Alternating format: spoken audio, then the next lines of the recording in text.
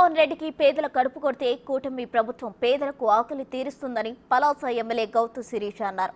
గతంలో కూటమి ప్రభుత్వం అన్నా క్యాంటీన్లు 5 ఏళ్ల పాటు నిర్వహించిందని ఆమె గుర్తు చేశారు. వైసీపీ ప్రభుత్వం పేదలపై కక్ష సాధింపులకు తెగబడిందని మండిపడ్డారు. పలాసలో ఆమె అన్నా క్యాంటీన్ను ప్రారంభించారు.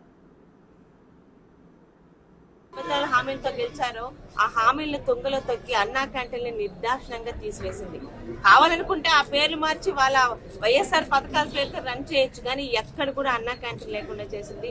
ఈ రోజు చంద్రబాబు నాయుడు గారు వచ్చిన 100 రోజుల లోపల ఆయన అమలు చేసిన హామీలు ప్రతిదీ కూడా పేదలకు సంబంధించిందే. ఈ రోజు కూడా కొంతమంది విమర్శలు చేయొచ్చు, 5 రూపాయలు కూడా ఎందుకు పెట్టాలని. ఈ రోజు ఇక్కడ నడుపుతున్న బిల్డింగ్ కానీ మెయింటెనెన్స్ కానీ ఇక్కడున్న వర్కర్స్ ఖర్చుగా మినిమం పెట్టారు తప్పితే ఉచితంగా పెట్టడానికి ఎటువంటి వెనక ఆలోచన లేదు.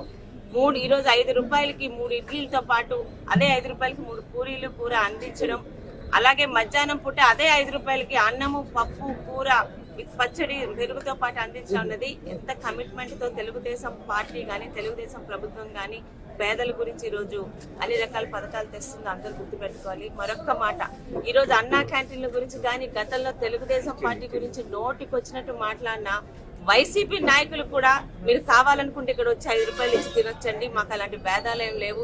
ఏ నోటితో టీడీపీని తిట్టారో ఆ నోటితో ఈ రోజు టీడీపీ పెడుతున్న అన్నా క్యాంటీన్లకు మీరు కూడా వచ్చి భోజనం చేయొచ్చని మేము ఆహ్వానం పలుకుతూ ఒక మంచి కార్యక్రమాన్ని ఈ రోజు మా అందరి ద్వారా చేయించి నిజంగా తెలుగుదేశం పార్టీలో కార్యకర్తలుగా నాయకులుగా ఉన్నందుకు మేము గర్వపడేలా అన్నా క్యాంటీన్లు తీసుకొచ్చి చంద్రబాబు నాయుడు గారికి పేదలందరి తరపున వాళ్ళందరి తాలూకు ఆశీర్వాదాలు ఉండాలని కోరుకుంటున్నాను.